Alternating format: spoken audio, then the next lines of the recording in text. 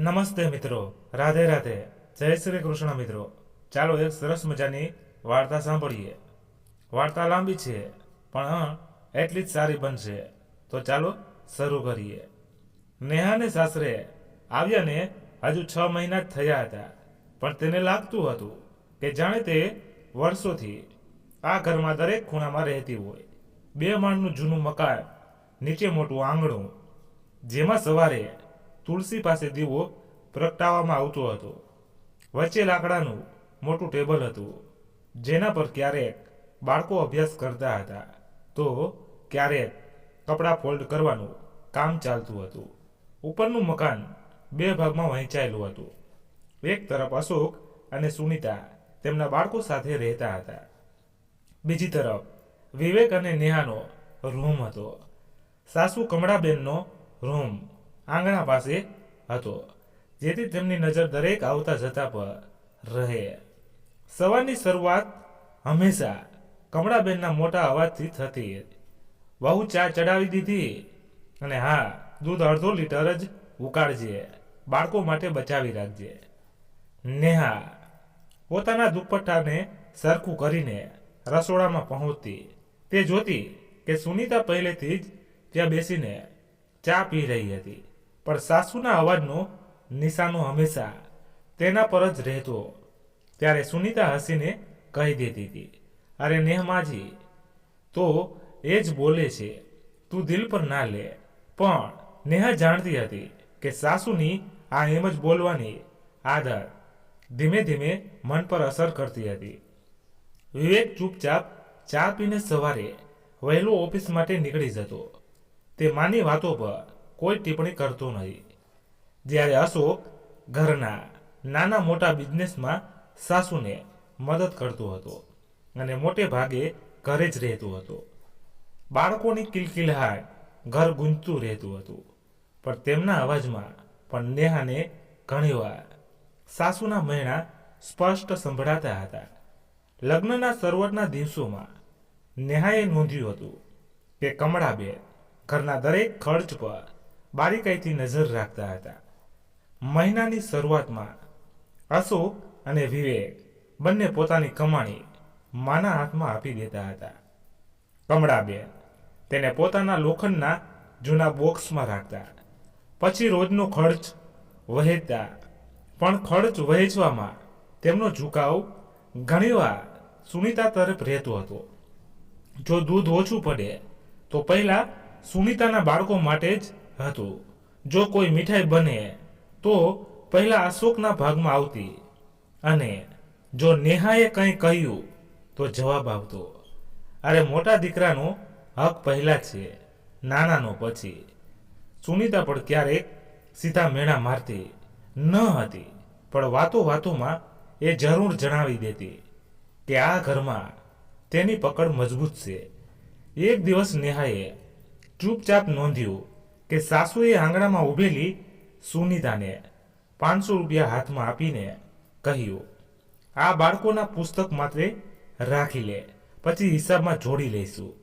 જ્યારે નેહાએ ગયા અઠવાડિયે બાળકો માટે બિસ્કિટ લાવવાની વાત કરી હતી, ત્યારે સાસુએ કહ્યું હતું કે અત્યારે પૈસાની તંગી છે, આવતા મહિને જોઈશું. તે ક્ષણે નેહાને અહેસાસ થયો કે ચાલાકી માત્ર પૈસામાં જ નહીં, સંબંધોના ત્રાજવામાં પણ હોય છે. રોજિંદા નાના નાના કામોમાં પણ આ ફરક સ્પષ્ટ દેખાતો હતો. જેમ કે જો રસોડામાં મીઠું ખૂટી ગયું તો સાસુ કહેતી, નેહા મીઠું તો ખૂટી ગયું, કાલે બજારમાંથી લઈ આવજે, તને તો પાસેનું બજાર ખબર જ હશે.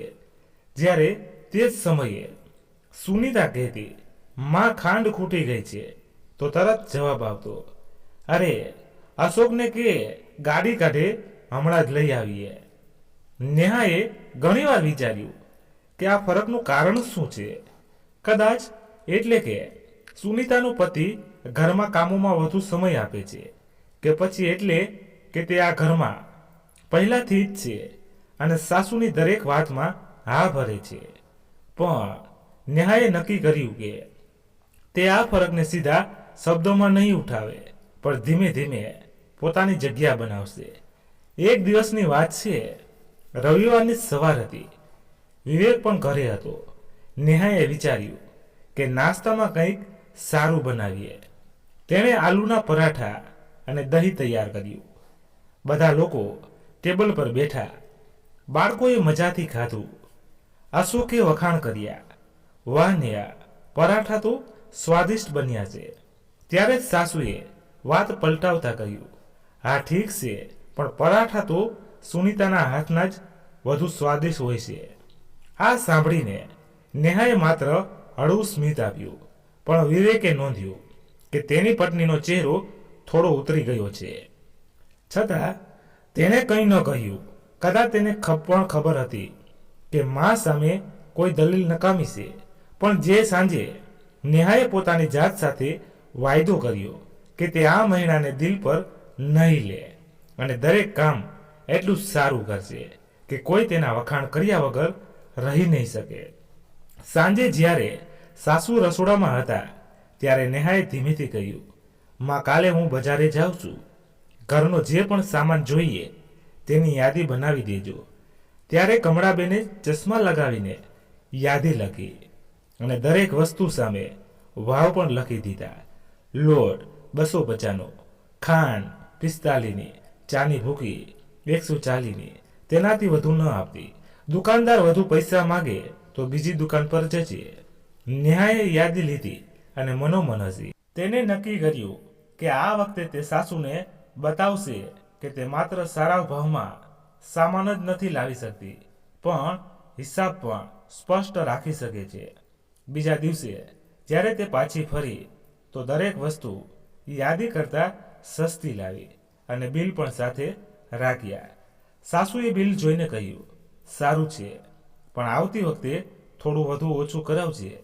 આ સાંભળીને સુનીતાએ હળવું હસીને કહ્યું, માજી, નેહા તો હવે ભાવતાલમાં પણ માહેર થઈ જશે. પણ નેહાએ અનુભવ્યું કે સાસુના ચહેરા પર એ વાત માનવાની અનિચ્છા સ્પષ્ટ દેખાઈ રહી હતી કે વહુએ સારું કામ કર્યું છે. આ વાત દિવસોમાં એક બીજી ઘટના બની. ઘરની છતમાં સિલન આવી ગઈ હતી. અશોકે કહ્યું તેને ઠીક કરાવી જોઈએ. કમળાબેને હામી ભરી અને કહ્યું, હા, પણ ખર્ચ કેવી રીતે થશે? અત્યારે તો પૈસાની તંગી છે.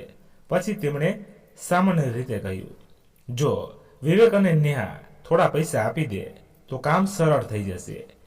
ત્યારે નેહાએ તરત કહ્યું, માં, આપણે ત્રણેય મળીને ખર્ચ વહેંચી લઈએ તો અશોકભાઈ પણ અડધો કડ આપશે, વિવેક પણ અને હું પણ થોડો બચતમાંથી આપી દઈશ. આ સાંભળીને સાસુએ નજર ફેરવી લીધી અને કહ્યું, જોઈએ છીએ. પણ નેહા સમજી ગઈ કે અહીં પણ ખર્ચનો બોજ વધુ તેના પર નાખવાની કોશિશ થઈ રહી હતી. બાળકો સાથે પણ ફરક દેખાતો હતો. અશોકના બાળકો માટે ચોકલેટ, ફળ, રમકડા આવતા, જ્યારે જો નેહાએ વિવેકના માટે કોઈ નાની વસ્તુ પણ ખરીદી તો સવાલ ઉઠતો. આ ખર્ચ જરૂરી હતો.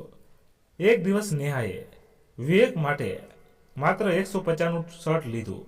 ત્યારે સાસુએ કહ્યું, અત્યારે તો તેની પાસે 2 શર્ટ નવા છે, પછી કેમ ખરીદ્યું? જ્યારે તે જ અઠવાડિયે સુનીતાના દીકરા માટે 500નું રમકડું આવ્યું અને કોઈએ સવાલ ન કર્યો. નેહાએ આ બધું નોંધ્યું, પણ તેને વિચાર્યું કે આ બધું યાદ રાખશે.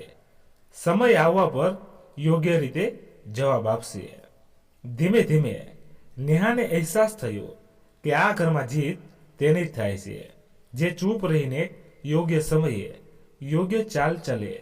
સીધો ટકરાવ માત્ર વાતાવરણ બગાડે છે અને સાસુની ચાલાકીને માત આપવાની સૌથી સારી રીત છે તેમની જ ભાષામાં પણ સારા ઈરાદાથી જવાબ આપવો.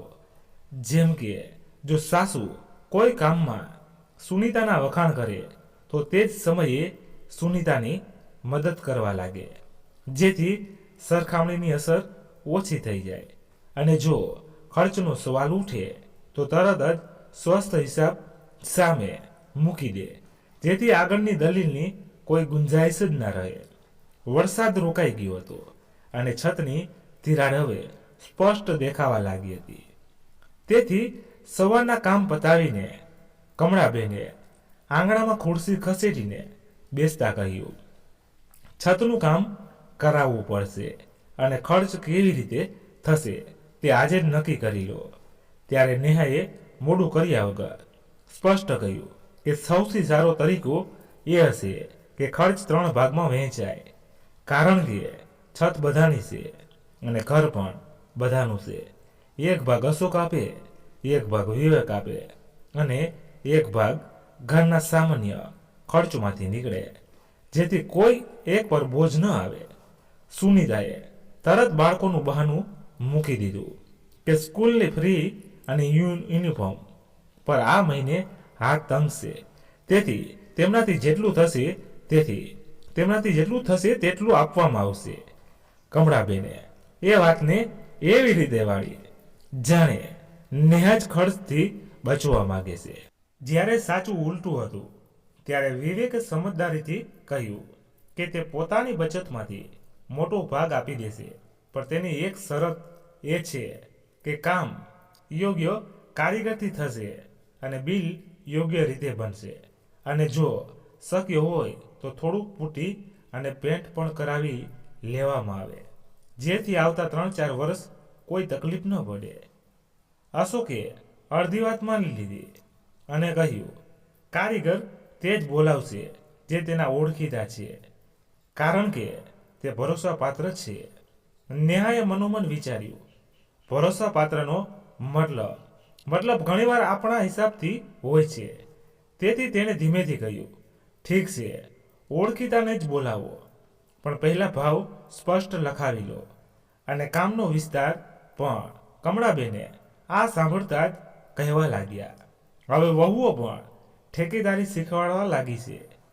જ્યારે જૂના સમયમાં એક ઈશારા પણ કામ થઈ જતું હતું, છતાં બધાને ખબર હતી કે નેહા જે કહી રહી છે તે ઘરના હિતમાં છે. તેથી વાત ત્યાં જ નોંધાઈ ગઈ. કોન્ટ્રાક્ટરથી ભાવ લેખિતમાં નક્કી થશે. તે જ સાંજે બાળકોના અભ્યાસનો મુદ્દો ઉઠ્યો, કારણ કે સુનીતાએ જણાવ્યું કે મોટા બાળકો હવે 5મા ધોરણમાં છે અને તેને ટ્યુશન લગાવવું પડશે. ત્યારે કમળાબેને નેહા તરફ જોતા કહ્યું, તું તો ભણેલી ગણેલી છે, રોજ સાંજે 1 કલાક ભણાવી દેજે, તેનાથી ઘરમાં બચત થશે અને બાળકો પણ પોતાના લોકો પાસેથી ભણી લેશે. નેહાને બાળકો પ્રત્યે લગાવ હતો, તેથી તેણે હા પાડી, પણ સાથે જ વિનમ્રતાથી જોડ્યું કે તે નક્કી સમય પર ભણાવશે અને તે દરમિયાન રસોડાનું કામ કોઈ બીજાના ભાગમાં રહેશે, જેથી બાળકો પર પૂરું ધ્યાન આપી શકે, નહીંતર બંને વસ્તુઓ અધૂરી રહી જશે. સુનીતાએ મોઢેથી તો સંમતિ આપી, પણ ચહેરા પર હળવો ખેંચાવ આવી ગયો, કારણ કે તેને લાગ્યું કે રસોડાનું થોડું કામ તેના પર આવશે. કમળાબેને જે કહેતા આવ્યા હતા તે જ દોહરાવ્યું, ઘરના કામ વહેંચીને થાય છે અને વહુ એટલું બધું કરી શકવું. ત્યારે નેહાએ શાંત રહીને કહ્યું કે બધું કરી શકવું સારું છે, પણ યોગ્ય રીતે કરી શકવું વધુ સારું છે. તેથી એક સમયે એક કામ કરવું વધુ સારું રહેશે. વિવેકે આના પર નેહાનો સાથ આપ્યો અને કહ્યું કે જો અભ્યાસનો ફાયદો દેખાશે તો બધાને શાંતિ મળશે. અશોકે પણ વ્યવહારિક રીતે કહ્યું, બાળકોના નંબર સારા આવશે તો તે જ અસલી પરીક્ષા હશે. બીજા દિવસથી નેહાએ બાળકોને ભણાવવાનું શરૂ કર્યું. તેણે પહેલા દિવસે જ તેમની નોટબુક જોઈ અને જોયું કે બેઝિક ટેબલ અને ગુજરાતીના ઉચ્ચારણમાં ગડબડી છે. તેથી તેણે એક સાદો ચાર્ટ બનાવીને દિવાલ પર લગાવી દીધો અને નિયમ બનાવી દીધો કે રાતના જવા પહેલા 10 મિનિટ ટેબલ અને 15 મિનિટ પાઠનો અભ્યાસ થશે, અને જ્યારે બાળકો આ પૂરું કરી લે ત્યારે ટીવી ચાલુ થશે. બાળકોને આ નિયમ પહેલા અટપટો લાગ્યો, પણ 2 દિવસમાં તેમને મજા આવવા લાગી, કારણ કે નેહા અભ્યાસને રમતમાં બદલી દેતી, જેમ કે ટેબલ યાદ કરાવવા માટે આંગણામાં પગલાં ગણાવતી અને સાચા જવાબ નાના નાના સ્ટીકર આવતી. કમળાબેન આ બધું જોઈ રહ્યા હતા અને મનોમન માની રહ્યા હતા કે નેહા યોગ્ય દિશા આપી રહી છે, પણ આ માનવું તેમની આદતમાં ન હતું. તેથી તેઓ વચ્ચે વચ્ચે જ કહી દેતા કે પહેલા અમારા જમાનામાં ચાર્ટ અને સ્ટીકર વગર બાળકો હોશિયાર થઈ જતા હતા અને આજકાલ બધું દેખાડો વધુ છે. આ દરમિયાન છતના કારીગર આવી ગયા. અશોકે પોતાના ઓળખીતાને બોલાવ્યા હતા. તેણે જણાવ્યું કે ઉપરનું પડ ઉખેડીને નવું વોટરપ્રૂફ પડ નાખવું પડશે અને 2 વાર કોટિંગ પછી પેન્ટ કરવામાં આવશે. નેહાએ પૂછી લીધું કે કેટલા દિવસ લાગશે અને કુલ ખર્ચ કેટલો થશે. કારીગરે અંદાજે જણાવ્યું અને રકમ લખી દીધી. નેહાએ આગ્રહ કર્યો કે તારીખ સાથે એક પડચી બનાવી દે, જેથી બધાને સ્પષ્ટ રહે. કમળાબેનને આ ઔપચારિકતા પસંદ ન આવી, પણ વિવેકે પણ કહ્યું કે તેનાથી બધાને સુવિધા રહે. તેથી પડચી બની ગઈ અને રકમ 3 ભાગમાં વહેંચાઈને નોટ કરી લેવામાં આવી. તે જ સાંજે જ્યારે ઘરના ખર્ચનું રજિસ્ટર ખોલ્યું તો કમળાબેને ખાવાનું ખાતા ખાતા આ વાત છેડી કે નેહાની કારણે હવે દરેક વાત કાગળિયાઓમાં થવા લાગી છે, જેનાથી ઘરની ગરમાહટ ઓછી થઈ રહી છે. ત્યારે નેહાએ ખૂબ જ નરમાઈથી કહ્યું, ગરમાહટ દિલમાં રહેવી જોઈએ અને કાગળ માત્ર યાદ રાખવા માટે હોય છે, જેથી કોઈનો હક ઓછો કે વધુ ન થાય. સુનીતાએ આના પર કહ્યું, હકની વાત પર તેને કોઈ વાંધો નથી, પણ નક્કી સમય પર રસોડામાં મદદ જરૂરી છે, કારણ કે બાળકોના અભ્યાસના સમયે તેને એકલામાં મુશ્કેલી થાય છે. નેહાએ તે જ સમયે અજમાવેલો ઉપાય જણાવ્યો. રાત્રે દાળ સવારે માટે પલાળી દેવા માટે આવે અને શાકભાજીનું કટિંગ સાંજે થઈ જાય તો નાસ્તાનો સમય બચશે અને વારાફરતી 2 દિવસ તે અને 2 દિવસ સુનીતા નાસ્તો સંભાળશે. આ સાંભળતા જ વિવેકે કહ્યું, આ વહેંચણી બિલકુલ યોગ્ય છે અને અશોકે પણ સંમતિ આપી કે આવું કરવાથી કોઈ એક ઉપર ભાર નહીં પડે. કમળાબેન પાસે આ વખતે કહેવા માટે કંઈ ન હતું, તેથી તેમણે માત્ર એટલું જ કહ્યું કે જે દિવસે મહેમાન આવશે તે દિવસે હું પોતે રસોડું સંભાળીશ. આવતા અઠવાડિયે છતનું કામ ચાલી રહ્યું હતું અને આ દરમિયાન બાળકોની યુનિટ ટેસ્ટની બુક આવી ગઈ. ગુજરાતીમાં મોટા બાળકના નંબર પહેલા કરતાં સારા હતા અને ગણિતમાં પણ સુધારો દેખાયો. સુનીતાને દિલથી ખુશી થઈ, પણ તેણે આ ખુશીને પોતાની આદત મુજબ સામાન્ય જ બનાવી રાખી. સાંજે તેણે એકલામાં નેહાને કહ્યું, જે રીતે તે ગુજરાતી ભણાવ્યું છે તે તેને પહેલાં કોઈ ટ્યુશનમાં નહોતું ભણાવ્યું અને તે ઈચ્છે છે કે આ ભણતર સતત ચાલુ રહે. ત્યારે નેહાએ કહ્યું, ભણતર તો ચાલુ રહેશે, પણ મળીને કામ વહેંચશું ત્યારે આખા ઘરનું સંતુલન બનેલું રહેશે.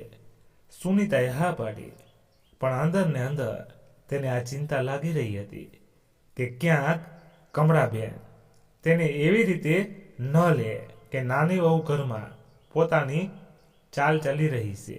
બીજા દિવસે એક બીજો ખૂણો ખોલ્યો જ્યારે કમળાબેને જૂની અલમારીમાંથી ઘરેણાંનું બોક્સ કાઢ્યું અને તેને ખોલીને જોવા લાગ્યા. તેમણે સુનીતાને કહ્યું, તહેવારના સમયે કેટલાક જૂના ઘરેણાં પોલિશ કરાવી લઈશું, જેથી નવા જેવા લાગે અને એ પણ જોડી દઈશું કે આ બોક્સ મારી જવાબદારી છે. તેથી તેમાં કરવામાં આવતી કોઈ પણ વસ્તુની જાણકારી મને રહેશે. નેહા ત્યાં આવીને બેસી ગઈ અને તેણે ખૂબ જ સહજ રીતે કહ્યું, આ સારી વાત છે, કારણ કે કિંમતી વસ્તુઓ મા પાસે સુરક્ષિત રહે છે. ત્યારે કમળાબેને નેહા તરફ જોયું અને બોલ્યા, લગ્નના સમયે જે તને બંગડીઓ આપી હતી તેની પોલીસ પણ સમય પર કરાવી લેજે અને રસીદ મને આપી દેજે, કારણ કે રજિસ્ટરમાં નોંધ થવી જોઈએ. ત્યારે નેહાએ કહ્યું, બિલકુલ નોંધ કરાવી દઈશ, અને સાથે સાથે જ કહી દીધું કે જે પણ ખર્ચ થશે તે પોતાના ભાગમાંથી કરશે, જેથી ઘરના ખર્ચના રજિસ્ટર પર ભાર ન પડે. આ વાત સાંભળીને કમળાબેને એક ત્રાસી મુસ્કાન આપી અને કહ્યું, નાના ઘરોમાં વધુ સહિયારું હોય છે. નેહાએ આ વાત સાંભળીને ધીમેથી કહ્યું, સહિયારું ત્યારે જ સારું લાગે છે જ્યારે સહિયારું કરવાનો મોકો સરખો હોય. અને આ વાતને તેને એટલી સ્પષ્ટ અને નમ્ર થઈ રહી હતી કે મેળાનો રસ્તો આપોઆપ બંધ થઈ ગયો. વિવેકે આ દરમિયાન બહુ ઓછું બોલ્યો, પણ તેને દર વખતે જોયું કે નેહા પોતાના ભાગની વાત સન્માનથી મૂકે છે અને ત્યાં જ છોડી દેશે. તે જ રાત્રે તેણે નેહાને કહ્યું, તેને ગર્વ છે કે નેહાએ ઘરને સંભાળતા સંભાળતા પોતાની જગ્યા પણ બનાવી છે, અને તે ઈચ્છે છે કે આગળ પણ નેહા આ ધીરજથી ચાલતી રહે. ત્યારે નેહાએ હસીને કહ્યું, ધીરજ તો તેનો સૌથી મોટો સહારો છે. અઠવાડિયાના અંતમાં માં જ્યારે કારીગરે પહેલું પડ પૂરું કર્યું તો વરસાદની હળવી વાછટ શરૂ થઈ ગઈ. બધા ગભરાઈ ગયા કે ક્યાંક કામ પર અસર ન પડે. કારીગરે ઉપરથી તાળપત્રી બિછાવી દીધી અને કહ્યું કે ચિંતાની વાત નથી, આવતા 2 દિવસ તડકો નીકળતા જ બીજું પડ નાખી દઈશું. નેહાએ ઉપર જઈને એક એક ખૂણો જોયો તો તેને જૂના પેચની તે લાઈન પર દેખાય જે પહેલા કોઈ ઉતાવળમાં લગાવવામાં આવી હશે, અને તે જ લીકેજનું કારણ હતી. તેણે નીચે આવીને બધાને જણાવ્યું કે આ વખતે જો આપણે યોગ્ય રીતે કરાવીએ છીએ તો આવતા વર્ષો સુધી આ સમસ્યા નહીં થાય. તેથી પેન્ટ કરાવતા પહેલા ફંગસવાળો ભાગ પણ સાફ કરાવી લઈએ. અશોકે પોતાના કારીગર સાથે વાત કરી અને થોડા વધારાના ખર્ચ પર સંમતિ મળી ગઈ. આ વધારાનો ખર્ચ ફરી 3 ભાગનો વહેંચવામાં આવ્યો. ત્યારે કમળાબેને ચહેરા પર થોડી ચીક બતાવતા કહ્યું, આજકાલની વહુઓ ખર્ચ કરાવવામાં તેજ છે. ત્યારે નેહાએ વાતનું વજન હળવું કરતા કહ્યું, ખર્ચ કરાવવામાં નહીં, નુકસાન બચાવવામાં તેજ છે.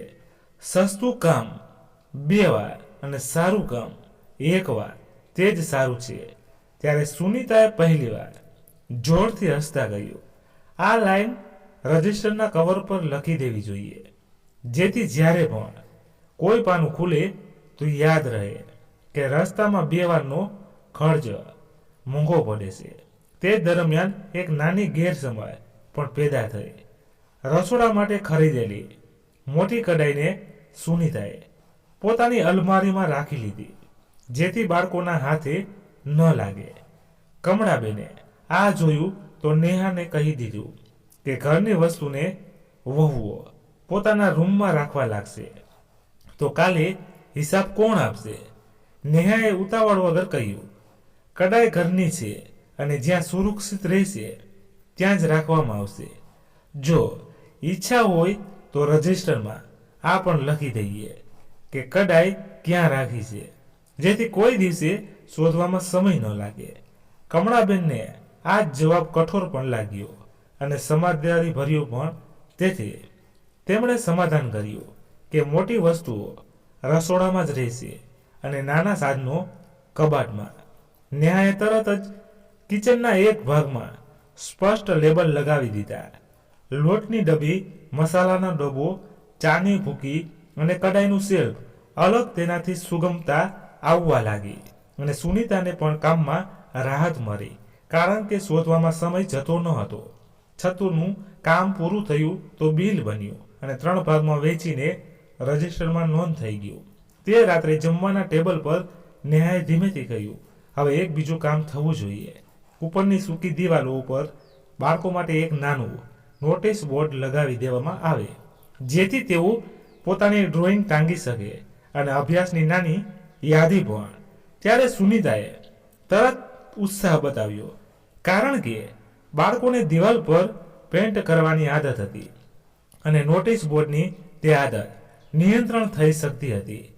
કમળાબેને તેને ઘરની શોભા બગાડવાનો વિચાર કહીને ટાળવાનો પ્રયાસ કર્યો, પણ જ્યારે વિવેક અને અશોક બંનેએ કહ્યું કે આ સારું છે તો તેઓ માની ગયા. બીજા દિવસે નેહાએ સસ્તી કોરસીટ અને પિન લાવીને 2 બોર્ડ બનાવી દીધા.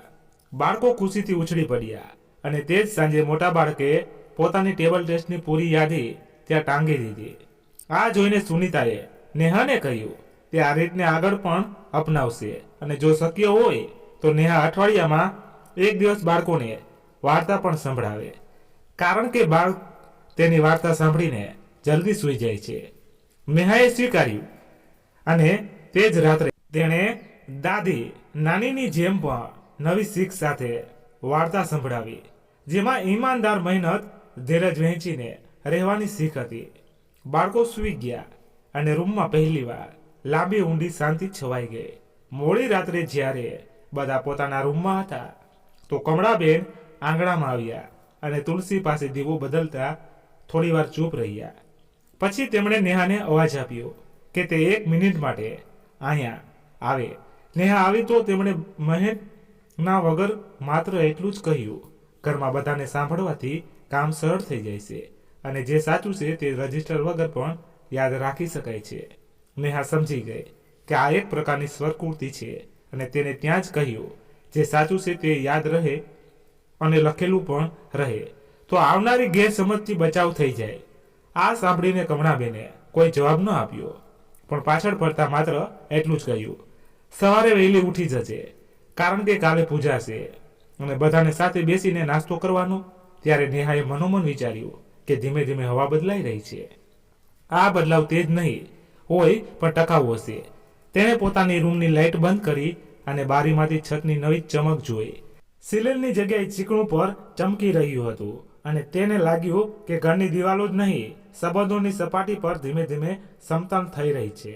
હવે આગળનું પગલું પૈસાની વહેંચણીને સ્પષ્ટ કરવું, બાળકોના અભ્યાસનો સમય નક્કી કરવો અને સુનીતા સાથે કામના યોગ્ય તાલમેલને સ્થાયી કરવું હશે, જેથી કમળાબેનને સમજમાં આવે કે ચાલાકીથી નહીં, વ્યવસ્થાથી ઘર ચાલે છે.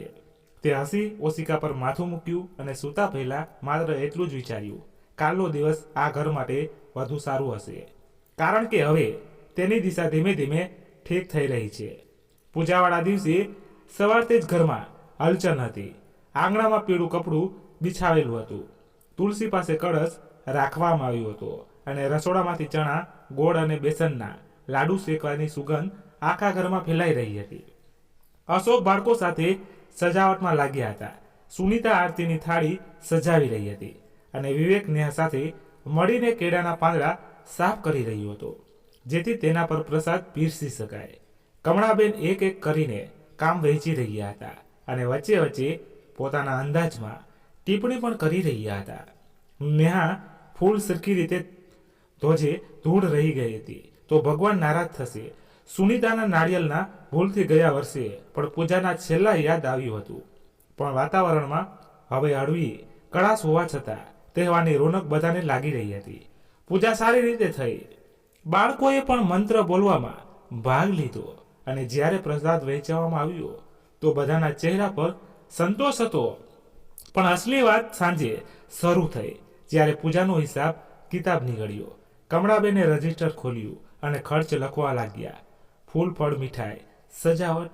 ત્યારે નેહાએ ધીમેથી કહ્યું, માં, આમાં કેળાના પાંદડા, કપૂર અને આરતીના તેલનો ખર્ચ પણ નાખી દેજો, જેથી પૂરો હિસાબ સ્પષ્ટ રહે. આ સાંભળીને કમળાબેને ભમર ચડાવી, અરે તે તો નાનો મોટો ખર્ચ છે, શું શું લખીશું? ત્યારે નેહાએ હસીને કહ્યું, નાનો ખર્ચ પછી જોડાઈને મોટો થઈ જાય છે, તેથી સ્પષ્ટ લખવું સારું છે. વિવેક પણ હામી ભરી અશોક પહેલા તો ચૂપ રહેવાનું પસંદ કર્યું, પણ સુનીતાએ તેને કોણી મારીને ઇશારો કર્યો તો તેણે પણ કહી દીધું, હા સાચું છે, પૂરું લખો, જેથી કોઈને કંઈ કહેવાની જરૂર ન પડે. તે રાત્રે જ્યારે બધા સૂઈ ગયા હતા, નેહા અને વિવેક આંગણામાં બેઠા હતા. નેહાએ કહ્યું, મને ખબર છે કે માને મારી આદત ખૂચે છે, પણ જો હું હિસાબ ન રાખું તો કાલે કોઈ પણ આરોપ લગાવી શકે છે કે મેં બધું ખર્ચ કરી દીધો કે પોતાના મનથી કરી દીધું, અને હું નથી ઈચ્છતી કે આવું ક્યારેય થાય. વિવેકે માથું હલાવ્યું. તું જે કરી રહી છે તે સાચું કરી રહી છે. બસ માને સમય આપ. તેમને લાગશે કે તું તેમની જગ્યા લઈ રહી છે, તેથી તેઓ પ્રતિક્રિયા આપી રહ્યા છે. નેહાએ મનોમન વિચાર્યું કે વાત માત્ર જગ્યા લેવાની નથી, વાત આદતો અને ચાલાકીઓથી છે જે વર્ષોથી આ ઘરની દિવાલોમાં સમાઈ ગઈ છે. બીજા દિવસે સવારે નાસ્તા પર એક નવી ચર્ચા છેડી. બાળકોના અભ્યાસ માટે નવું સ્ટડી ટેબલ લેવાનું છે. સુનિતાએ કહ્યું કે જૂનું ટેબલ નાનું પડી રહ્યું છે. ત્યારે કમળાબેને તરત કહ્યું, ટેબલ હજુ પણ ઠીક છે, થોડું સંકોચાઈને ભણી લેશે. બાળકો અશોકે ચૂપ રહેવાનું સારું સમજ્યું, પણ નેહાએ ધીમેથી સૂચન આપ્યું, માં, આપણે બધાએ મળીને ટેબલ માટે પૈસા નાખી દઈએ તો બાળકોનો ફાયદો થશે અને બધાનું યોગદાન રહેશે, એટલે કોઈ પણ બોજ નહીં પડે. ત્યારે કમળાબેને હળવા હાસ્ય સાથે કહ્યું, અરે તું તો દરેક વાતમાં વહેંચણી કરવા લાગી છે. ત્યારે નેહાએ શાંતિથી કહ્યું, આમાં કારણ કે વહેંચણીથી મનમાં કડવાશ નહીં આવતી, બધા સરખા અનુભવે છે. ત્યારે વિવેકે તરત સમર્થન કર્યું, હું અડધો આપી દઈશ, બાકી અડધો ભાઈ અને માં જોઈ લેશો. અશોકે મજબૂરીમાં હા કહી અને આ રીતે ટેબલનો મામલો નક્કી થઈ ગયો. નેહાએ અનુભવ્યું કે સીધા ટકરાવ કરતાં સારું છે હળવો તર્ક અને બધાની ભાગીદારી વાળો પ્રસ્તાવ મૂકી દેવામાં આવે, જેથી સાસુ પાસે ના કહેવાનું કારણ જ ન રહે. સાંજે જ્યારે નવું ટેબલ આવી ગયું અને બાળકો તેના પર ખુશી ખુશી ભણવા લાગ્યા, તો સુનિતા નેહા પાસે આવીને કહ્યું, તારી રીત કામ જલ્દી થઈ જાય છે, નહીતર માર્ક તો વર્ષો ખેંચી નાખે. નેહાએ હળવું સ્મિત આપ્યું, બસ સમય અને સાચી વાત સાથે હોવી જોઈએ, પછી વસ્તુઓ બદલાવા લાગે છે. ત્યારે સુનિતાએ અચકાતા કહ્યું, માં નો તો લઈને નજરિયો થોડો બદલાઈ રહ્યો છે, પણ તેઓ ખુલીને માનશે નહીં, તેથી તારે સંભાળીને ચાલવું પડશે. ત્યારે નેહાએ વિચાર્યું કે સુનિતાનું કહેવું ખોટું નથી, કારણ કે બદલાવ ધીમે ધીમે થાય છે અને તેથી તેને સ્થાયી કરવા માટે તેને વધુ ધીરજ રાખવી પડે. રાત્રે જ્યારે બધા સૂઈ ગયા હતા, કમળાબેન આંગણામાં તુલસીને પાણી આપવા આવ્યા. તેમણે નેહાને જોતા કોઈ મહેડા માર્યા વગર કહ્યું, સારું કર્યું ટેબલ લઈ લીધું, બાળકોની સુવિધા થશે. ત્યારે નેહાએ આશ્ચર્યથી જોયું કે આ પહેલી વાર હતું જ્યારે માજીએ તેને કોઈ પહેલાના વખાણ કોઈ પણ વગર કર્યા હતા. તેણે નમ્રતાથી કહ્યું, માં, આ ઘર બધાનું છે અને હું ઈચ્છું છું કે તેમાં બધાનો હક અને યોગદાન સરખો રહે, ત્યારે જ મનમાં શાંતિ રહેશે. કમળાબેન કોઈ જવાબ ન આપ્યો, બસ હળવેથી માથું હલાવીને રૂમમાં જતા રહ્યા. પણ નેહા સમજી ગઈ કે આજે એક નાની દિવાલ વધુ પડી ગઈ છે. ટેબલ આવ્યા પછી થોડા દિવસ ઘરનું વાતાવરણ હળવું ફૂલ અને ઠીકઠાક રહ્યું, પણ જેવું નેહાને અંદાજો હતો, કમળાબેનની જૂની આદતો વધુ દિવસ સુધી દબાઈને ન રહી. મહિનાની પહેલી તારીખ આવી અને ઘરનો પૈસાનો હિસાબ શરૂ થયો. અશોકે પોતાની કમાણી માના હાથમાં આપી, વિવેકે પણ પોતાનો ભાગ્ય આપ્યો અને સુનિતાએ ગયા વખતના બચેલા થોડા પૈસા પણ રજિસ્ટરમાં નોંધ કરાવી દીધી. નેહાએ પોતાના પર્સમાંથી રસોડા માટે રાખેલી 2000ની રકમ માને આપતા કહ્યું, માં, આ મહિનાના ઘરના ખર્ચ માટે છે, બાકીનો હિસાબ તો તમે લખી જ રહ્યા છો. કમળાબેને પૈસા લેતા નોટ ગણીને રજિસ્ટરમાં લખ્યું. પછી અચાનક બોલ્યા, જો નેહા ઘરમાં જે પણ ખર્ચ થશે તેમાં જો સુનિતા તરફથી કોઈ ઓછું થઈ જાય તો તેને તમે લોકો એડજસ્ટ કરી દેજો, છેવટે તેના બાળકો પણ તો છે. ત્યારે નેહાએ ચોંકીને વિવેક તરફ જોયું. વિવેકે હળવેથી માથું હલાવીને જાણે કહ્યું કે હાલ શાંત રહે, પણ નેહાએ ધીમેથી કહ્યું, માં, બાળકોનો ખર્ચ બધાનો છે, પણ એડજસ્ટમેન્ટનો મતલબ બરાબરથી થવો જોઈએ, જેથી કોઈને ન લાગે તેના ભાગમાંથી વધુ લેવામાં આવી રહ્યું છે. કમળાબેને તરત કહ્યું, અરે તમે લોકો નવા છો, સમજતા નથી, ઘરમાં મોટા નાનાનો ફરક હોય છે. આ સાંભળીને અશોક ચૂપ હતો, પણ સુનિતાએ માના કહ્યાને પોતાની સગવડ સમજીને પાસ હળવું સ્મિત આપી દીધું. તે દિવસે નેહાએ નક્કી કરી લીધું કે તે ચૂપચાપ બધું જોતી નહીં રહે, પણ જવાબ પણ એવું નહીં આપે જેનાથી વાતાવરણ ફાટી પડે. રાત્રે વિવેક સાથે તેણે પૂરો પ્લાન બનાવ્યો. બીજી સવારે જ્યારે માએ ફરીથી રજિસ્ટર ખોલ્યું અને બજારથી યાદી બનાવવા લાગ્યા, તો નેહાએ કહ્યું, માં, આ વખતે આપણે બધાએ મળીને એક નાની બચત યોજના શરૂ કરીએ, તો જેમાં મહિનાના ખર્ચ પછી જે પણ બચે તે બધાના નામે સરખે સરખા જમા થાય, ભલે તે સોચ કેમ ન હોય, જેથી તહેવાર બાળકોના અભ્યાસ કે અચાનક ખર્ચમાં કોઈને ન લાગે કે તેના ભાગમાંથી વધુ લેવા આવી રહ્યું છે. ત્યારે વિવેકે તરત સમર્થન કર્યું. હા માં, તેનાથી બધાને સંતુલન રહેશે. અશોક પણ કંઈક વિચારીને બોલ્યો, ઠીક છે, અમે જોઈ લઈએ. પણ કમળાબેનનો ચહેરો સ્પષ્ટ કહી રહ્યો હતો કે તેમને આ બરાબરી વાળી રીતે પસંદ નથી આવી રહી. તેમણે બહાનું બનાવી આવ્યું કે અરે આટલો હિસાબ કિતાબ રાખશો તો આ ઘર દુકાન જેવું લાગશે. ત્યારે નેહાએ હસીને કહ્યું, માં, દુકાનમાં પણ હિસાબ સ્પષ્ટ હોય તો ઝઘડા નથી થતા. ઘરમાં તો પછી વધારે જરૂરી છે. થોડા દિવસ પછી એક બીજો મોકો આવ્યો જ્યારે સુનીતાએ બાળકો માટે 1000ની ડ્રોઈંગ ક્લાસની ફરી આપી અને માએ તરત જ કહ્યું, નેહા, તું 500 સુનીતાને આપી દેજે. છેવટે બાળકો માટે તો છે. નેહાએ તે જ સમયે ધીમેથી જવાબ આપ્યો, માં, જો એવું છે તો અશોકભાઈ પણ અડધું આપશે, કારણ કે બાળકોનો સંબંધ આપણા બધાથી છે. આ સાંભળીને અશોક થોડા અસહજ થયા, પણ બોલ્યા, આ સાચું છે, હું આપી દઈશ.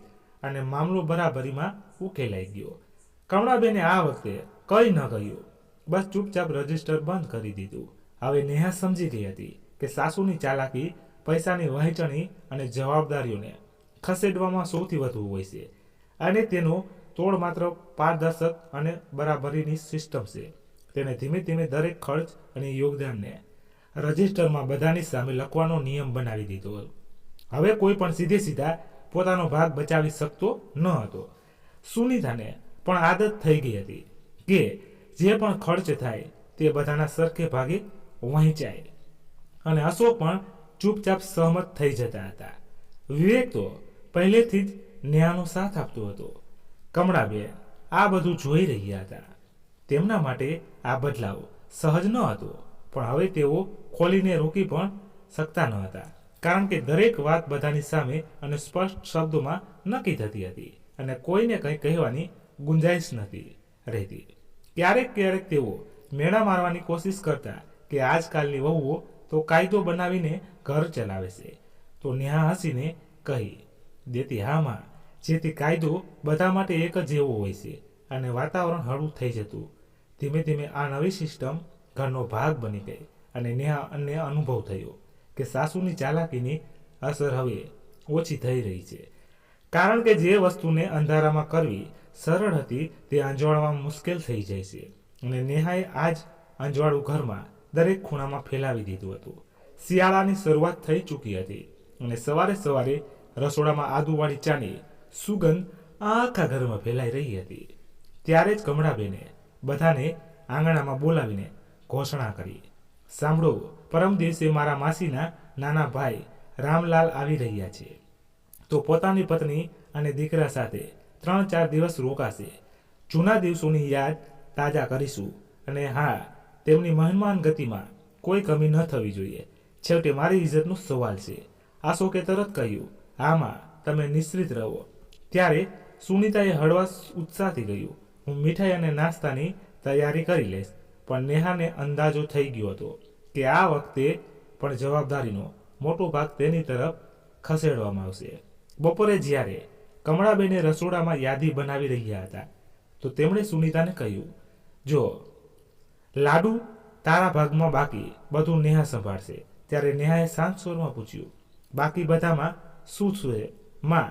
ત્યારે કમળાબેને ઉપર જોયા વગર જવાબ આપ્યો, અરે બસ એમ જ સમજી લે કે સફાઈ, ગાટલા, પથારી, રૂમની સજાવટ, મહેમાનો માટે ચા નાસ્તો અને 3 દિવસનું ભોજન. ત્યારે નેહાએ હસતા હસતા કહ્યું, માં, જો આમ જ વહેંચીશું તો એકના ભાગમાં બહુ વધુ અને બીજાના ભાગમાં ઓછું આવી જશે. કેમ ન આપણે તેને સરખે ભાગે વહેંચી લઈએ? જેમ કે એક દિવસનું ભોજન હું બનાવું, એક દિવસ સુનીતા દીદી, અને સફાઈ એ બંને મળીને કરીએ. મીઠાઈ પણ આપણે વહેંચી લઈએ. ત્યારે કમળાબેને તરત કહ્યું, અરે વહુ, આ બરાબરી તું દરેક કામમાં કેમ લઈ આવે છે? મોટા નાનાનું કંઈક તો માન રાખ. ત્યારે નેહાએ તે જ શાંતિથી જવાબ આપ્યો, માં, માન દિલમાં હોવું જોઈએ, કામમાં નહીં. નહીતર એક થાકી જશે અને બીજો આરામ કરશે. અને હું ઈચ્છું છું કે મહેમાનોની સામે અમે બંને વહુઓ એક જેવી ચમકીએ. આ સાંભળીને વિવેકે હસતા હસતા કહ્યું, માં આમાં ખરાબ શું છે? મહેમાનો પણ જોશે કે ઘરમાં ટીમ વર્ક છે. અશોકે પણ હામી ભરી, હા માં સાચું છે, કામ વહેંચી લો. ત્યારે કમળાબેને મજબૂરીમાં માનવું પડ્યું, પણ તેમણે જતા જતા સુનીતાને ધીમેથી કહી દીધું, જોજે તારી ભાભી દરેક વસ્તુમાં બરાબરી ઈચ્છે છે. રામલાલ અને તેમનો પરિવાર આવ્યા તો ઘરમાં ચહલ પહલ થઈ ગઈ. પહેલા દિવસે ન્યાય જમવાનું બનાવ્યું. ગરમા ગરમ પરાઠા, બટાકાનું શાક, રાયતું અને ગાજરનો હલવો. મહેમાનોએ વખાણ કર્યા તો કમળાબેને કહ્યું, હા ઠીક છે, મેં તેને કહ્યું હતું કે કેવી રીતે બનાવવું. આ સાંભળીને નેહાએ બસ હસી દીધું, કોઈ દલીલ ન કરી, કારણ કે તેને ખબર હતી કે આ વખતે તે અલગ રીતે પોતાની છાપ છોડશે. બીજા દિવસે સુનીતાએ જમવાનું બનાવ્યું. નેહાએ બાળકો સાથે રમતોમાં સમય વિતાવ્યો અને મહેમાનો માટે ગરમ ચા નાસ્તો પીરસ્યો.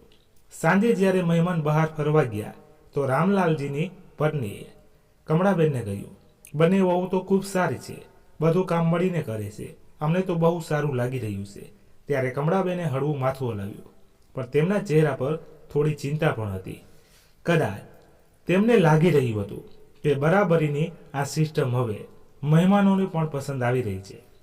ત્રીજા દિવસની સાંજે નેહાએ મહેમાનોને બેસાડીને બાળકો જોડે તેમના અભ્યાસ અને શોખ વિશે વાતો કરી અને બાળકોને ડ્રોઈંગ બનાવવાની એક નાની એક્ટિવિટી કરાવી. મહેમાન એટલા ખુશ થયા કે તેમણે જતા જતા કહ્યું, નેહાઓ તે તો અમારા રહેવાની મજા બમણી કરી દીધી. આવતા વર્ષે ફરી આવીશું. ત્યારે કમળાબેને ભાવ બદલ્યા વગર કહ્યું, હા આવજો, આ ઘર તમારું જ છે. પણ અંદરથી કદાચ તેમણે એવું લાગ્યું કે બરાબરીમાં વહેંચાયેલું કામ પણ મહેમાનોની સામે ઘરની ઇજ્જત વધુ વધારી શકે છે. મહેમાનોના ગયા પછી જ્યારે સફાઈ થઈ રહી હતી તો કમળાબેને રસોડામાં આવ્યા અને નેહાને કહ્યું, સારું કર્યું, વધુ સરસ રહ્યું. આ તેમના મોઢેથી વખાણ હતા, ભલે ઓછા શબ્દોમાં. ત્યારે નેહાએ હસીને કહ્યું, માં બસ એટલું ધ્યાન રાખીશ કે હવે મહેમાન આવે ત્યારે અમે બંને વહુઓ થાકી ન જઈએ અને ઘરની ચમક પણ બની રહે. ત્યારે કમળાબેને કંઈ ન કહ્યું, બસ માથું હલાવીને ચાલ્યા ગયા. અને નેહાએ અનુભવ્યું કે સાસુની ચાલાકી હવે પૂરી રીતે ખતમ તો થઈ નથી ગઈ, પણ તેની અસર ધીમે ધીમે નબળી પડી રહી છે અને આજ તેની અસલી જીત છે. મહેમાનો ના ગયા 2 અઠવાડિયા પછી ઘરમાં વાતાવરણ ફરી સામાન્ય થઈ ગયું હતું. પણ એક સાંજે કમળાબેને આંગણામાં બધાને બેસાડીને કહ્યું, આવતા મહિને અમારી લગ્નની વર્ષગાંઠ છે. 50 વર્ષ પૂરા થઈ રહ્યા છે અને હું ઈચ્છું છું કે આ વખતે સારો એવો કાર્યક્રમ રાખવામાં આવે. સંબંધીઓ ઓળખીતા બધાને બોલાવીશું. છેવટે આ સોનેરી મોકો વારવાર નથી આવતો. સાંભળતા જ અશોકે ઉત્સાહમાં કહ્યું, બિલકુલ માં, મોટા હોલમાં કરીશું. ત્યારે સુનીતાએ હસીને જોડ્યું, આ 50 વર્ષની લગ્નની ઉજવણી તો ધામધૂમથી જ થવી જોઈએ. નેહાએ પણ ખુશી બતાવી, પણ તેના મનમાં એક સવાલ હતો, ખર્ચની વહેંચણી કેવી રીતે થશે?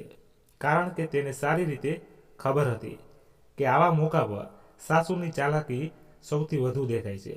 બીજા દિવસે સવારે કમળાબેને રસોડામાં નેહાને પકડી લીધી અને ધીમા સ્વરમાં કહ્યું, જો વહુ, આ વખતે તું અને વિવેક વધુ ભાગ નાખજો.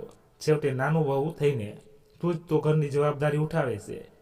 અશોકનો બિઝનેસ હજુ થોડો નબળો ચાલી રહ્યો છે, તેના પર વધુ બોજ નથી નાખી શકતા. ત્યારે નેહાએ કંઈ કહ્યા વગર બસ હસીને પૂછ્યું, માં, સુનીતા દીદીનું શું?